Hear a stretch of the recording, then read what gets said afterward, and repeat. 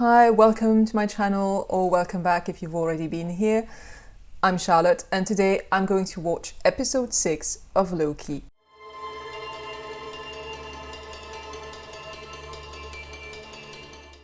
I start with a few comments on what I'm expecting to see or hoping to see in the episode. You can skip this part by using the time code if you wish to go directly to my live reaction.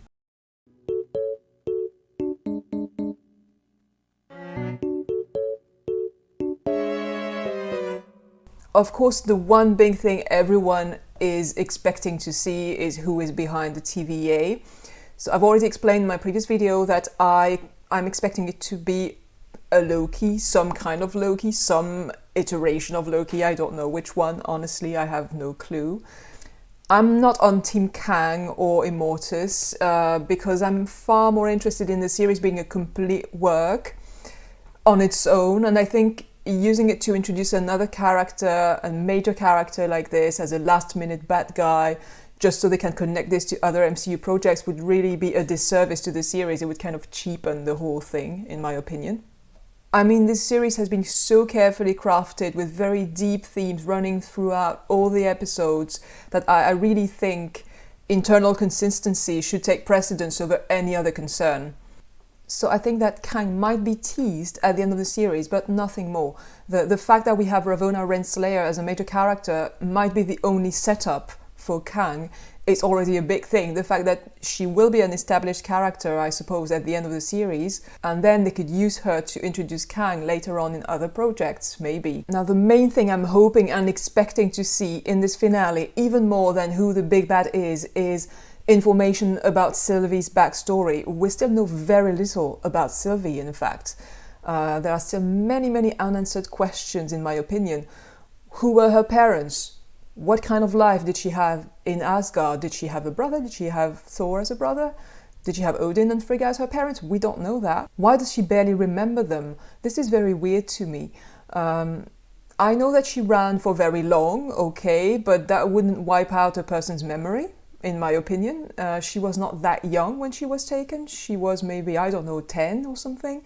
So it seems very weird that she would not remember anything from her past life, even having gone through all the things that she has gone through. So I'm still thinking that maybe her memory was wiped, just like TVA workers have their memory wiped, and she just has like a few blips that are still there, just like Mobius with jet skis or that girl with the margaritas. Another unanswered question so far is, why does she hate being called a Loki?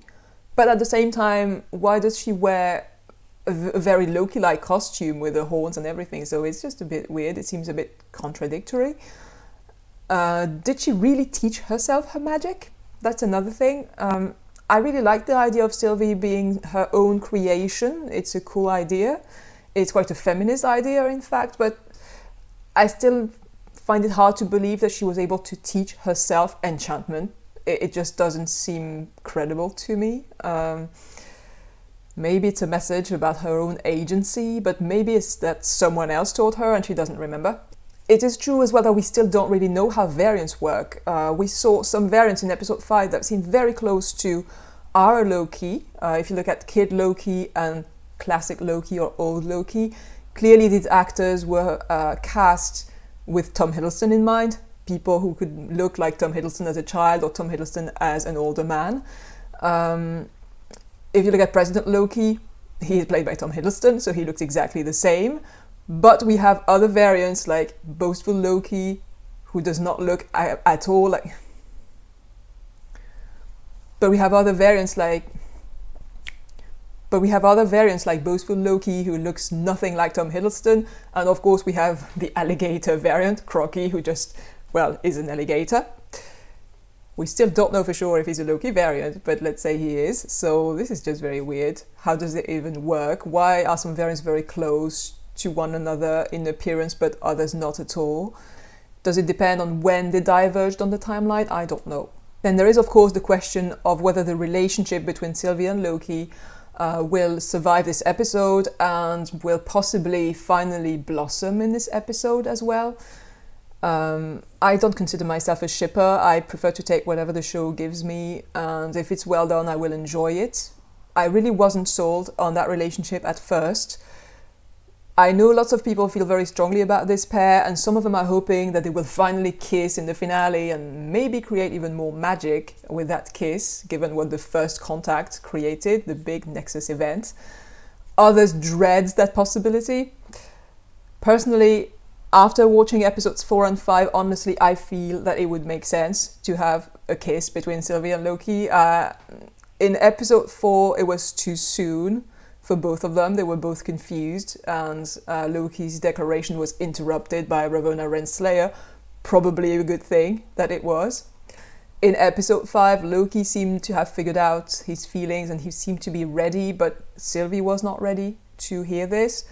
So it kind of feels like they're building up to something and that there will be a resolution of this in episode 6. And quite logically, I would say the resolution should be maybe a kiss or maybe something else. But there should be some kind of resolution, I think. I'm really expecting this time to see Avengers Loki, finally, because if he's not in this one, then they put him in the trailer for nothing. So I think, like all the fans of the show, I'm both really excited and a little bit nervous about what's to come in this last episode, and I'm a bit sad that it's the last one. But so far I have enjoyed every single episode, I have loved every single episode even, so I kind of trust the writers to deliver once again. I think it will be great, and I can't wait to see what they have in store.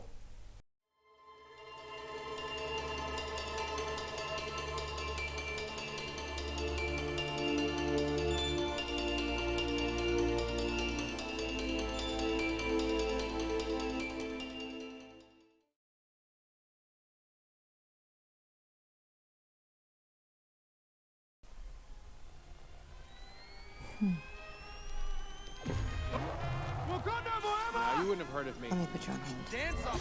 We have a We're gonna jump on that spaceship and get out of here. No. Wanna come? Time is too many dissolve. We think of time as a one-way. We have fought for the right to experience peace. Swan Lake. Okay, that's already an epic opening. This is crazy.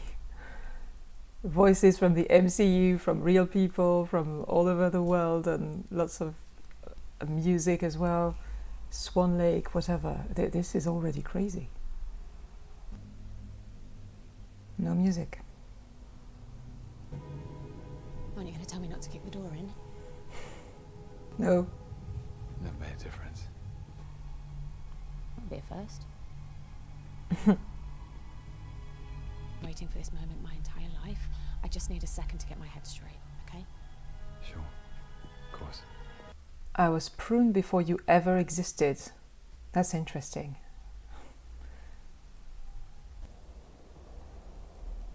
This set is gorgeous.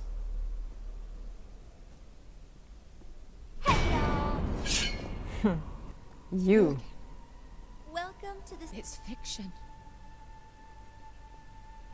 We write our own destiny now. We see the God of Stories theme. It is Kang.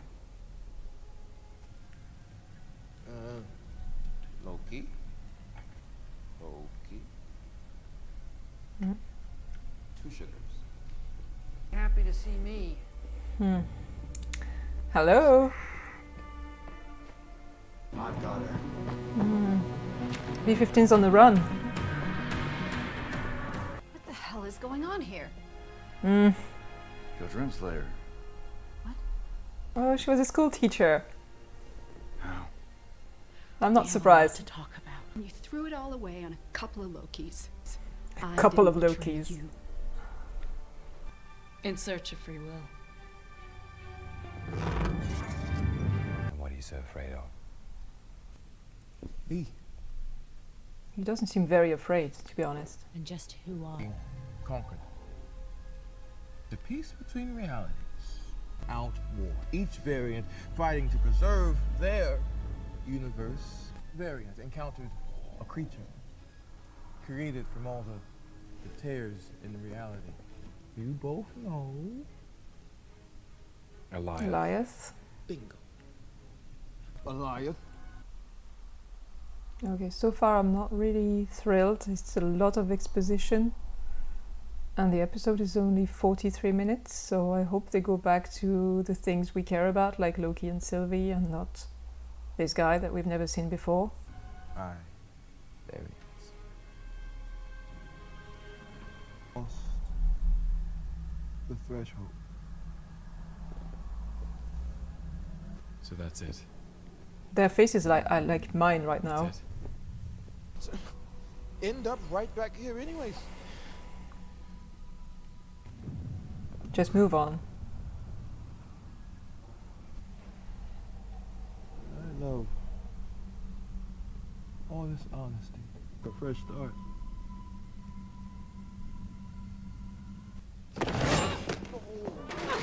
What are you doing? Sylvie, stop.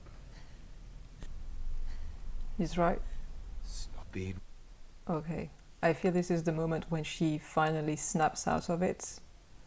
So far she's been blinded by this obsession with taking down the TVA, and now she's going to understand that it's not going to be that simple. She's maybe about to lose her glorious purpose. Wait. Yeah.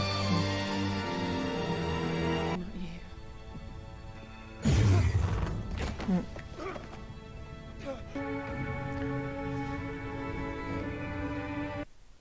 So she has just created the multiverse, I suppose. Oof.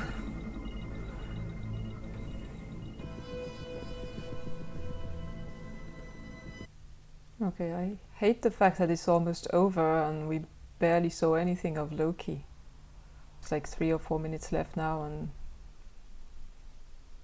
we've seen very little of Loki.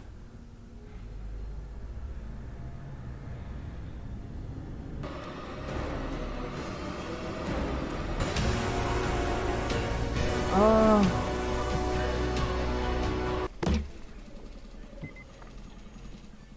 Yeah, of course.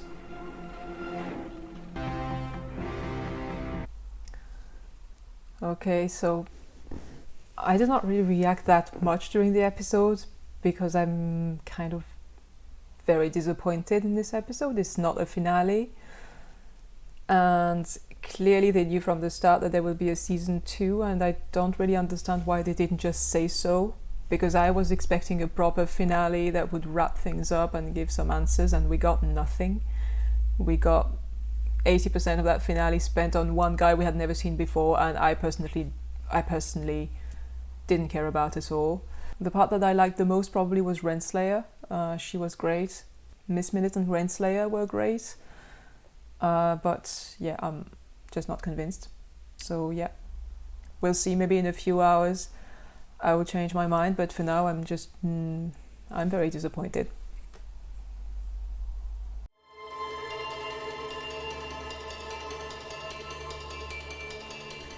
Okay, so it's going to be a very hard review to make, this one, and I'm not even sure I will attempt an analysis because clearly the story is not complete. And it's not at all what I was expecting to see in the finale. As you've probably noticed if you watched my introduction, I was way off the mark. So as you could probably tell from my live reaction, I was kind of confused and disappointed by the episode, at least for the first viewing. I don't know if I will change my mind when I watch it again. And I have been trying to rationalize this since this morning, pretty much. And here are my thoughts a few hours later. I think there are two main reasons why I was disappointed by the episode. The first reason was that I expected to see a complete story, or at least a complete story arc with some degree of resolution. So I expected, I did not know, but I expected the season 2 to be announced, but since they had never officially announced it, and they seem to be keeping that a secret, I was under the impression that season 1 would still tell a complete story, and just probably maybe leave the door open for a season 2, but this is not at all what we got. What we got was clearly half a story, and none of the arcs was actually completed. So of course, when you know there will probably be a season 2, you always expect some of the questions to remain unanswered, because they need to have more stories to tell, but here almost none of the questions were answered. If you go back to my introduction, you will see that apart from who is the big bad, who is the mind behind the curtain, none of the questions was actually answered. Now, there are rumours, and we'll probably never know for sure if they are true, that Loki Season 1 was meant to have more episodes, maybe up to 12, but that because of the major disruption caused by COVID, they had to cut it into 2 parts. So I don't know if that's true, but that would mean Season 1 would be only the first part of the story, the first half of the story that they originally intended to tell. And I have to say, I don't know if this is true, but it would make a lot of sense to me, and it would kind of make me feel better about this finale, because narratively, this episode did not feel like a finale at all. For me, it felt very much like a mid-season cliffhanger. You know, it's often the case that the main protagonist in a story makes progress for the first half of the story, and then somewhere around the middle, when they think that they've got somewhere, they will suffer a major setback, and they will feel like they're back to square one, like everything they've done has been destroyed, every accomplishment. And then they often get their shit back together and they come back even stronger and they patch things up or they get back on the road to progress. And I really feel that this is where Loki is standing right now after this episode, this finale. He seemed to be about to find love with Sylvie, but then when the stakes got too high, their relationship was not yet strong enough to resist this, and he was not able to convince her that she really could trust him. Sylvie had also made some progress, but in episode 5, I had already pointed out that she did not seem to be ready, that her barriers had not yet come down, that she still had major trust issues. And here she was tested, and she was unable to let go of her own glorious purpose, which was to destroy whoever was behind the TVA and to set all these people free, to give free will to everyone. Basically, it was not just a selfish quest for revenge. And she had to choose between her feelings for Loki and her lifelong mission. So usually, I would say I like to take whatever a show can give me, but here there was a massive gap between what I expected from this finale narratively and what it actually did. I expected it to wrap up most of the storylines of season 1, and it did not. It kind of stopped in the middle, and it teased new stories, and it created new conflicts to be solved, in fact. So I understand why they did this, but I only wish they had told us beforehand not to expect a full story in season 1. I don't really see why they didn't want to tell us from the start that this was going to be at least 2 seasons. So far, I think they had been really good at managing audience expectations to avoid, the WandaVision effect. They had clearly dismissed a number of rumors to make sure the fans did not create fake expectations. But on this particular point, I think the PR could really have handled this better. Speaking for myself and myself alone, I am pretty sure that I would have enjoyed this a lot more if I had known what to expect, if I had been warned in advance that I should not expect any closure of any kind and it would just open up more questions or answer almost nothing. And I understand perfectly why, because 8 months of interruption because of COVID is an excellent reason for that, if that is the reason, in fact. The second reason why I was disappointed in this episode is that this finale did exactly what I was hoping it would not do, which was turning this finale of the Loki series into a setup for other MCU projects. So I was wrong about the big bad being a Loki, but this time I will stand by my initial position. I do think it would have been a much better story, in fact, than what we got. In my opinion, the choice to make He Who Remains the mind behind the curtain was not dictated by internal logic, or a logic that would have been part of the storytelling of the Loki series itself. It was dictated by external constraints related to MCU continuity. The series was required to set up the multiverse so that Doctor Strange and Ant-Man and other projects could build upon it, and that's what they did. And because of that, this episode to me felt completely shoehorned into the story and even out of place. So far, every episode had a different tone. I said that many times in my other videos, that every episode felt different. They had a different visual identity, they have a different tone, a different feel. But still, I actually loved that, and I really felt that in spite of this, they were still very much part of a coherent whole. Every episode was a necessary step in Loki's wider journey. But this one, I almost felt like I was watching something else. I was watching another show, and the focus had moved completely from Loki's story to something that was not about Loki anymore. And I have seen people argue that the show was never about Loki, and I do not accept this idea. I mean, it is called Loki. It had all been focused on him and his journey to self-improvement, self-awareness, and realizing his true potential. So I'm not taking this argument that the entire show was not about Loki and that I'm wrong to see it as a story about Loki. I'm sorry, it is a story about Loki. It was promoted as such. It was written as such, all the way until the end of episode 5, and episode 6 just really did not match the rest of the series. This is my opinion. So for me, the episode sidelined its main character, or even characters, and spent so much time, way too much time, on what I thought was a rather boring exposition scene, with He Who Remains just outright giving Loki and Sylvie a lecture about the multiverse, complete with visual aids and all. So lectures can be really enjoyable. I'm not going to say the contrary, but for a finale that was only 43 minutes long, I was really hoping to get something else than this. I grew a bit impatient. I think you may have seen it in my reaction. I was like, okay, come on, just move on. So, I mean, I remember people who complained about clunky exposition in episodes 1 and 2. So if that was clunky exposition in episode 1 and 2, then I don't know what they can call this sequence, because that was like very, very obvious and tedious exposition, I thought. And the result was that with only about 40 minutes, and this speech taking so much time, so much screen time, the characters that should have been at the forefront, at the heart of the story, in my opinion, Loki and Sylvie, were kind of relegated to the background. And as a result, I felt that even their dialogue and the fight between them and the kiss between them, it all felt rushed and a bit artificial, because there was just not enough screen time devoted to this. It just did not feel earned to me. It went very fast, and I just did not really register what was going on. And honestly, my problem is not even really that He Who Remains is the mind behind the curtain. I don't really like this idea. I would have preferred a Loki, but I could have rolled with it.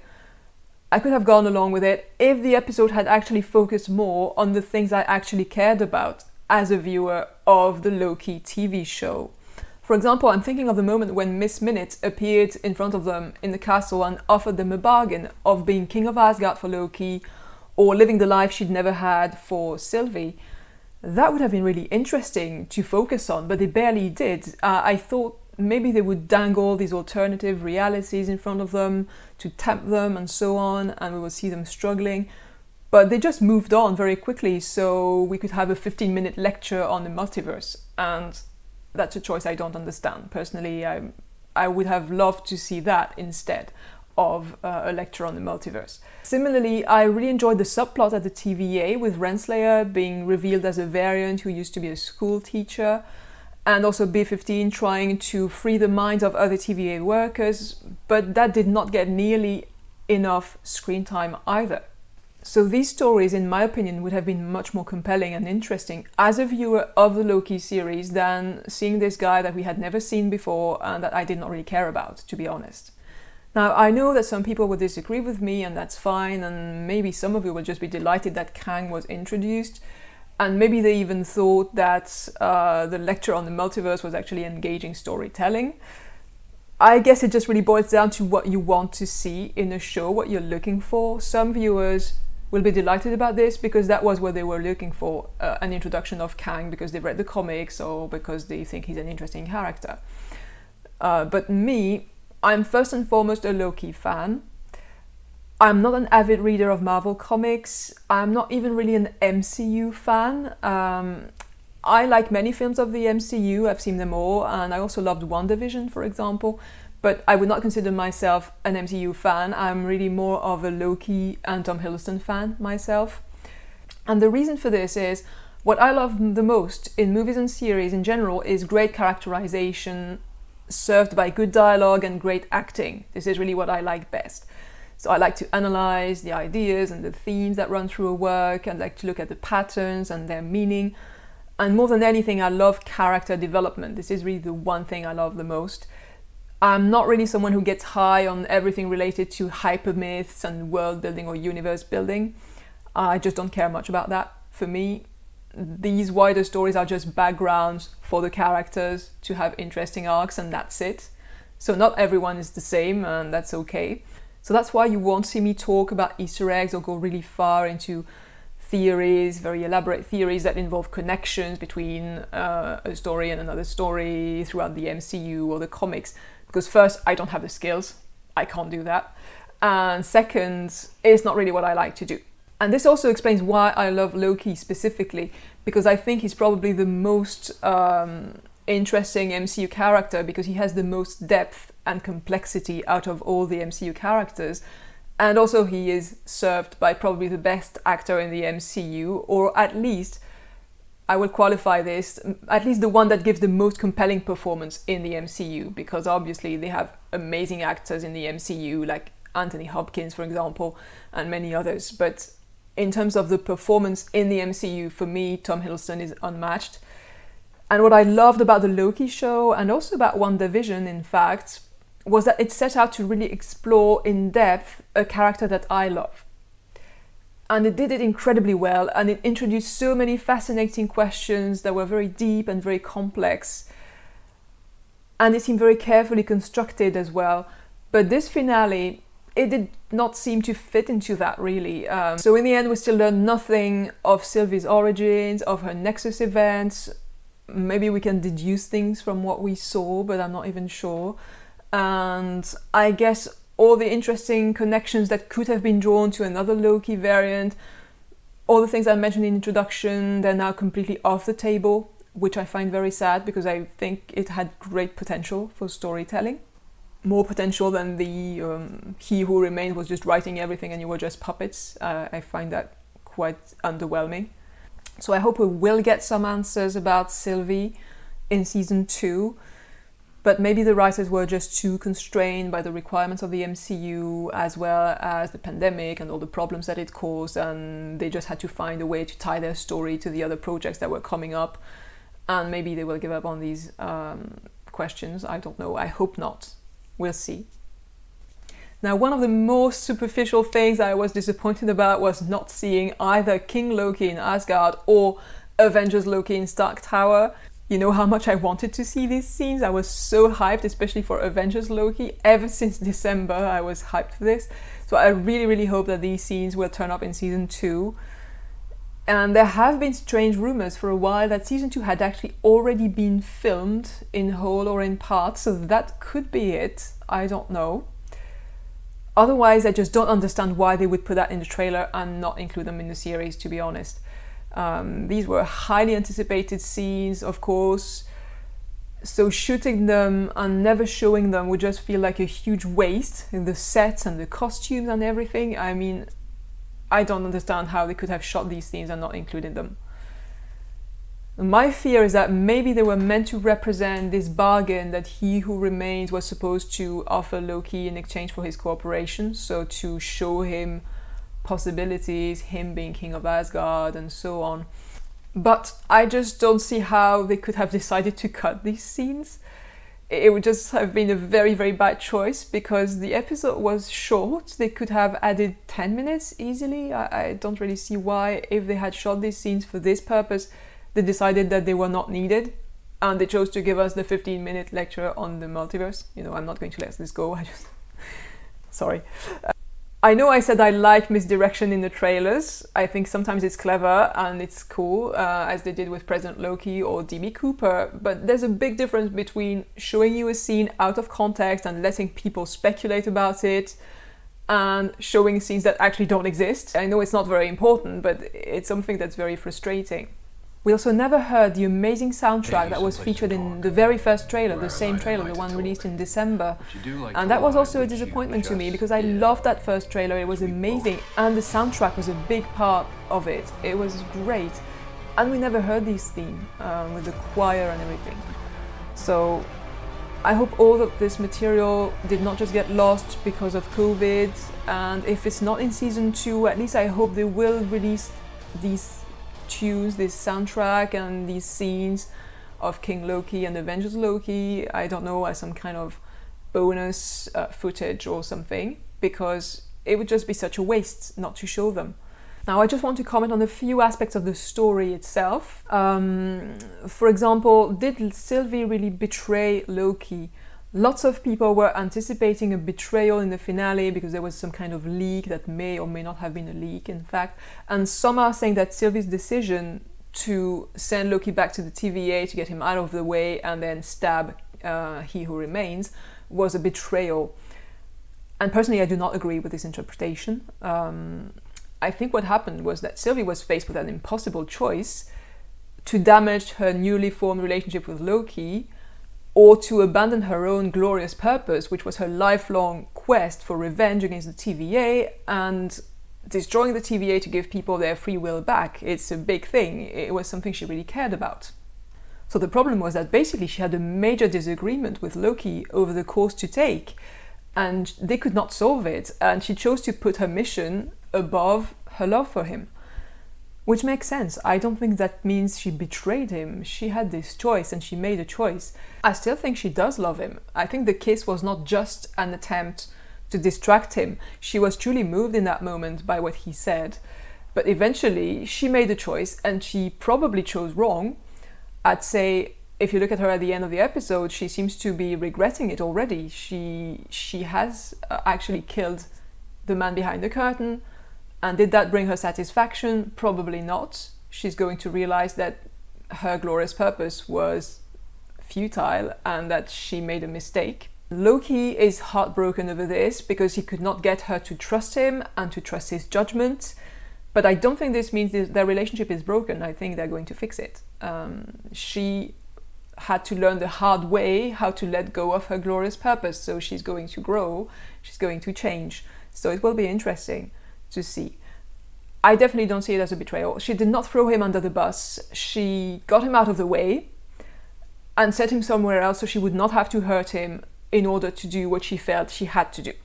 So for me, that's not a betrayal.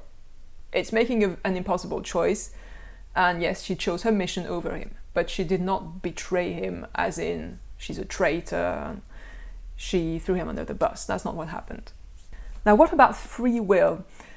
I'm a lot more confused about the message that this finale was trying to send about one of the only major themes in the series that they actually addressed in the finale, which was this whole free will versus determinism, or dictatorship, if you prefer, opposition. So I think we will have to wait until the end of season 2 to really know what the series is actually trying to say about this. I do not like at all the idea that everything we saw in the series was just predetermined by He Who Remains and he simply meant for Sylvie and Loki to do everything they did. I really feel it undermines the whole narrative, to be honest. The amazing character development that they had done on these two characters. If none of them actually had any agency, if they were just puppets, then was it all meaningless? I'm just not very convinced by this.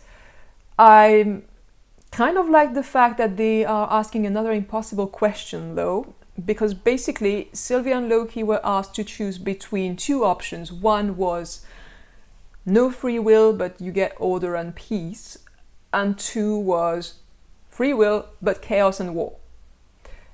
So this is an impossible choice and it's interesting.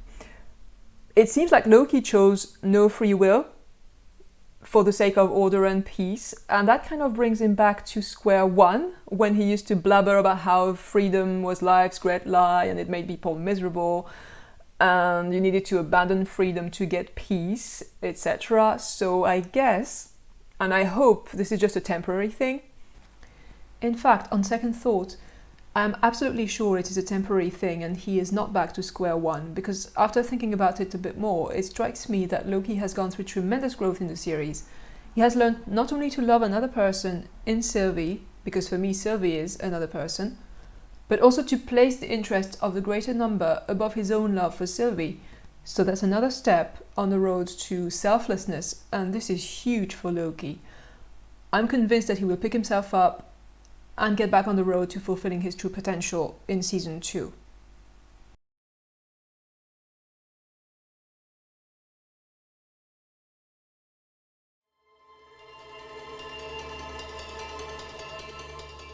So So now for a final assessment, it's a bit hard to conclude these reaction videos on Loki on an episode that really left me confused and disappointed, because I had truly loved every single episode of this show, like really. And I'm trying to put this into perspective and remember that from episode 1 to episode 5, I just had a blast watching the series. It was just amazing.